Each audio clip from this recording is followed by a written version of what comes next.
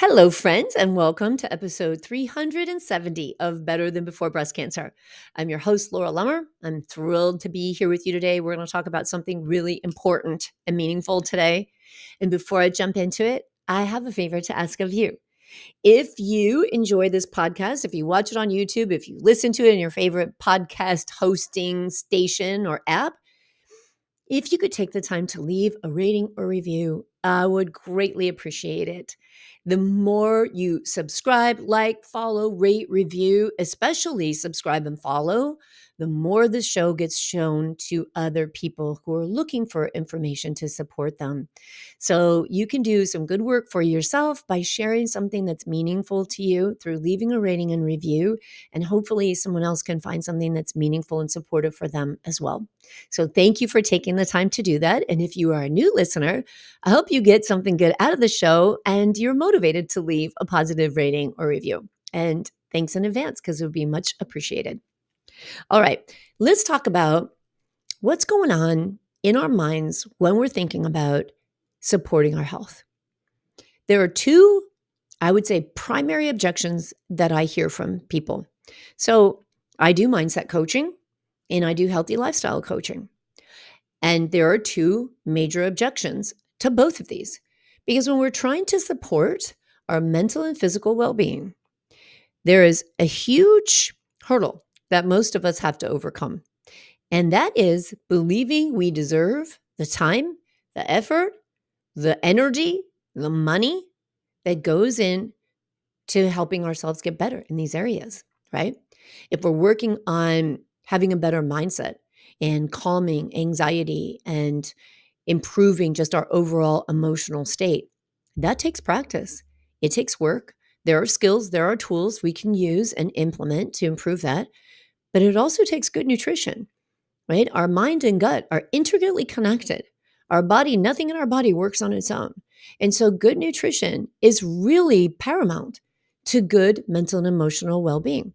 You know, when I do a nutrition genetics report on someone and we're looking at their mood and behavior pathways, I see nutrition recommendations, right? What do you do? So you think, oh gosh, I have genes that predispose me to anxiety or depression or ADHD. And I see this, right? There are certain genetic SNPs that may cause someone to have trouble concentrating on things or have more of a sensitivity to environmental factors and just their responses to it. And there are foods and lifestyle choices that we can make to quiet those genes down and to settle that emotional and mental frustration and suffering. So when we're talking about a healthy mindset, a healthy body is critical. You know, it reminds me of yoga. When you do yoga, the ultimate goal in yoga is to be able to sit and meditate, right? But we hear the word nirvana, right? And nirvana is to realize that highest self and connect with it. And there's a process. So yoga, asana, when you go to a yoga studio, you're moving your body. That's like a beginning step. It's saying, how do I get the body clean? How do I get the body healthy? This is the science of Ayurveda, right? Ayurveda comes together to say, get this body in sync with the earth, with circadian rhythms, get this body healthy, get this body clean so that it can have hopefully no pain or at least less pain so that it can sit for a while at a time and focus on the breath and calm the mind. Because we can't have a calm, steady mind with an unhealthy body. It just doesn't work that way, right? And the healthier our body, the healthier our mind. So the first hurdle is understanding that you're worth the time, that you are worthy and deserving of the time that it takes to do whatever it takes to support yourself, to be as well as you can be, to support your physical, mental, and emotional wellness. Now, when we start talking about physical wellness, we got to talk about food and we've got to talk about moving the body because that's what the body was designed to do. We are a system of levers and pulleys, bones and muscles, and moving those bones and muscles helps to keep everything else functioning well. But we're not talking about exercise today. We're talking about how we feed the body. So if we want a healthier body, we want a healthier mind, we've got to feed it the right way. Now, understanding exactly what your body needs is brilliant and amazing. And so we're so fortunate to be in a day and age where we can do our nutrition genomics and understand exactly what our body needs. But I can feel pretty safe saying that if we gravitate to whole food diet first, that's going to be good. And the more whole foods we eat, and the more we know what's in those foods and how they're prepared, meaning we make them ourselves for ourselves, that's an act of love. So when we talk about moving the body, I hear, yeah, I don't like that. I don't like exercise. I don't like to sweat. People tell me I don't like to sweat. Sweating is an important function of the body. So then we've got to work on the mindset and go, okay, how do we make this fun? How do we make moving the body fun? Would you like to sweat if you were dancing? Would it bother you as much as if you were flipping tires? I say flipping tires, that's extreme, but you know what I'm trying to say. So when it comes to feeding the body with healthy food, I hear a lot of people say, I don't like to cook, I don't cook, or I won't cook.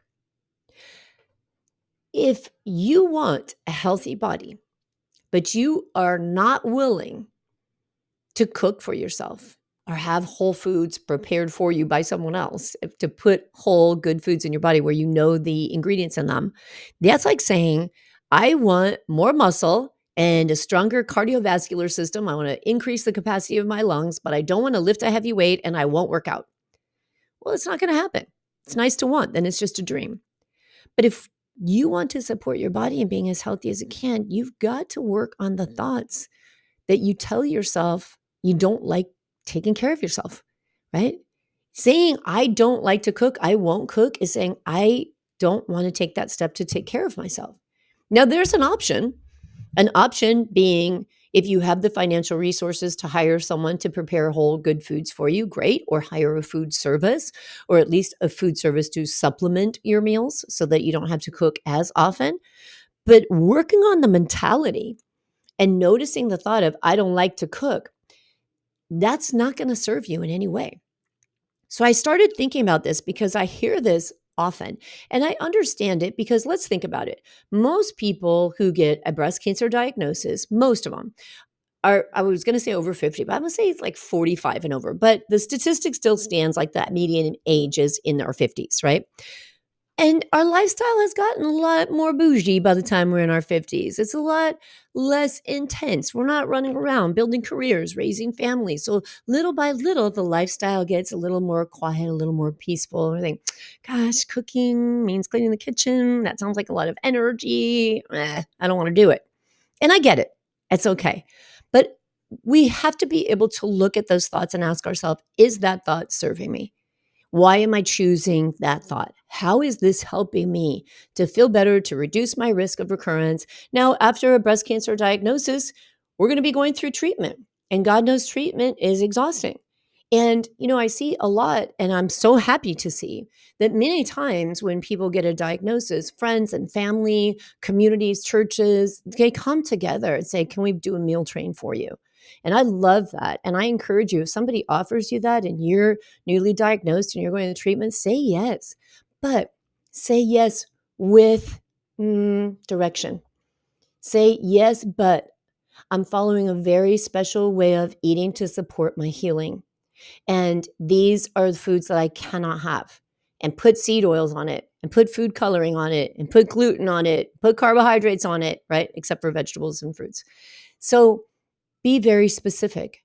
People want to help you. And it's okay to say, this is how you can help me, right? Fast food gift cards, not so great because we don't want to be eating fast food or restaurant food filled with seed oils, right? So I started thinking about this and I'm hearing it a lot. I'm thinking, how big of a problem is this lack of desire to cook for ourselves?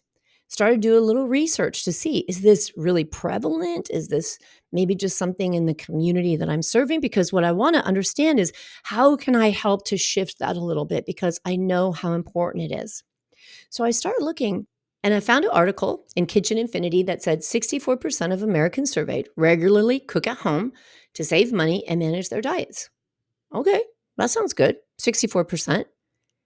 64% is good, but that's almost 40% of people who are not cooking at home. Then I read further and I found this Quality Assurance magazine, and it said out of the people they surveyed, 81% of consumers prepare more than half their meals at home. That's good. Then I found In Comfy Living.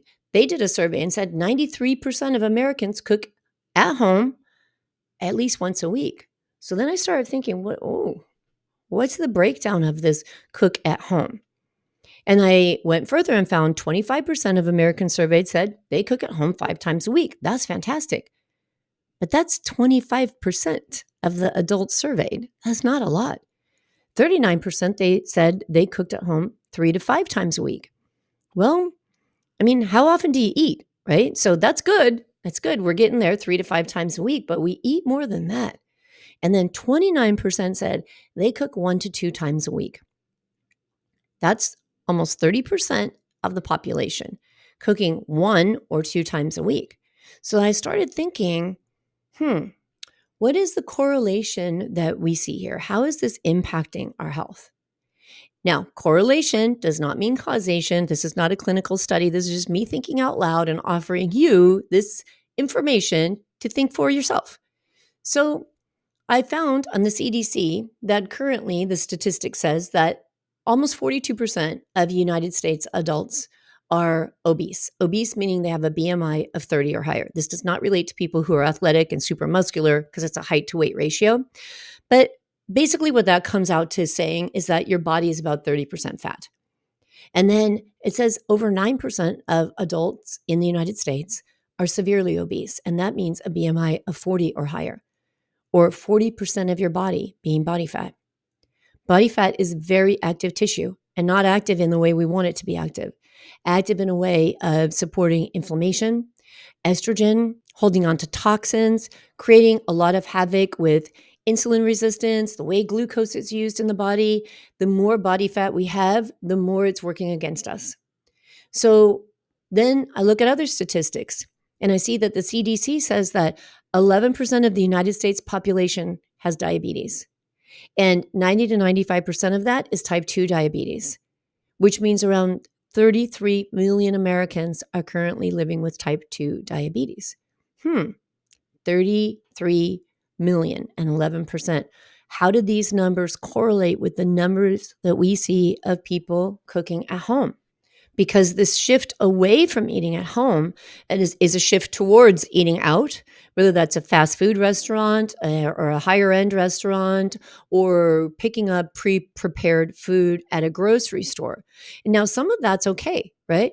But there's times when I'll see pre-prepared packages of food at the grocery store, meaning vegetables already chopped up or vegetables with meat in them already that you can just take home. It's chopped, it's prepared, and you can just throw it in a pan and cook it up. And I look at that, I think, oh, that's a good thing. I'm happy to see that. But I'll always read the label. And sometimes the labels are clean and good. And I think that is a wonderful thing. So you can go and you can pick up something that's already got your protein in it. Now, are those animal proteins grass fed, grass finished, wild caught, pasture raised? Something we have to look into. Are the oils that are used on those foods seed oils? Usually they are. So some of them I find are clean, but it depends on the store that you're looking at. But some of them have long ingredient lists that I look and I say, if I was making this stir fry at home, it would have like 8 ingredients. Why is this list 6 inches long, right? Why is all this stuff in this food? So this movement away from cooking at home leads us to eating more processed foods. And eating more processed food is going to affect our nutrient intake. And especially when it comes to ingredients that increase inflammation, like seed oils that are high in omega-6 fatty acids. And then also portion control. When we go out to eat, like restaurants are lauded these days. People are like, oh, you're going to love this place. They give you so much food. Is that really the way we want to be thinking about where we eat? That by being overfed? Portion control is a big deal, especially when it comes to being able to manage our body fat. My husband, he's a big guy. He's 6'3". I'm a big person. I'm 5'10". When we go out to eat, we often will share a meal because who needs an 18-ounce steak or even bigger? Like some of these steaks that are served at restaurants are just like a side of beef. You don't need to sit down and eat a side of beef in one setting. So there are lots of times where if we do go out, I'm very careful about where we go out. And a lot of times I choose the salad. I ask always, is there gluten or sugar in your salad dressing? And I have backup packets of olive oil that I can just mix with lemons, because you can always get lemons at a restaurant, with salt and pepper, right? There's always something can do, or an oil and vinegar. But I've been to some places where they have a house oil and vinegar and I ask, is there sugar in it? And yes, there is. why is there sugar in my salad dressing, right? I don't need that. So we've got to be really careful about going out to eat. So now let me circle back to the beginning where I said working on mindset is so important. Because if you have the thought, I don't like to cook, I don't want to cook, or I'm not going to cook, and you also have the desire to have a healthy body, we've got to find a happy meeting place. How can we make cooking fun? How can we make, and let me remove cooking from this and say, how can we make feeding yourself fun, feeding yourself well, and feeding yourself with the right nutrition? How can we make it easy? And I'll tell you that as I get older, and it's just my husband and I in the house, I am not prone to making big gourmet meals. I do every now and then because I find it enjoyable, but I have a busy schedule. And so I think simple, right? And I think looking for simple ways to cook and time-saving ways to cook or prepare food is a really good first step. To not think about it's got to be this big gourmet meal, but just simple, clean food, right? I would say that if I could pick one appliance that I would be my ride or die, like no matter what, I want this in my house, it would be an Instant Pot. Because with an Instant Pot, you can do everything. You can bake in that sucker, you can slow cook, you can pressure cook. I make our dog's food in there, I make our food in there. Like my Instant Pot, I hard boil eggs, I make my bone broth. An Instant Pot makes life easy, in my opinion. And I have the one that it converts so it can be an air fryer or an Instant Pot. And I love it. I use that thing constantly. So think about what would make my life easier. Would slow cooking make your life easier? Slow cookers are awesome. When I was raising kids and working full time, I loved my slow cooker. I'd throw stuff in there in the morning before I go to work. And then when the kids got home from school, if I wasn't going to be home in time for dinner, or if they were hungry, it was there and available, right? So using tools to make your life simple are great steps towards being able to care for yourself. I love that there are apps and cookbooks that people understand this. There's cookbooks out there that are like cooking for one, cooking for two. There are apps. I love this app. It's called Tasty, Tasty, the Tasty app. And you can put all of the filters in there, like gluten free or cooking for one or small meal or 15-minute prep. And you can decide, like, I don't want to spend more than 15 minutes. When I got my stage 4 diagnosis and I was looking for food services to supplement because I was going through treatment and I was really, really exhausted from radiation. And I tried this food service and I got the food and it was like 4 pounds and 45 minutes. It was a lot of work. And I went, okay, no, this is not going to work for me. And I think that that's an important thing to factor in. Like, how much time are you willing to spend out of your 168 hours a week in the kitchen? And be honest with yourself and be like, I need to be able to make a meal in 15 minutes. Fantastic. Now we've got a filter. We can start looking. What can you make in 15 minutes that's nutritious and good for you?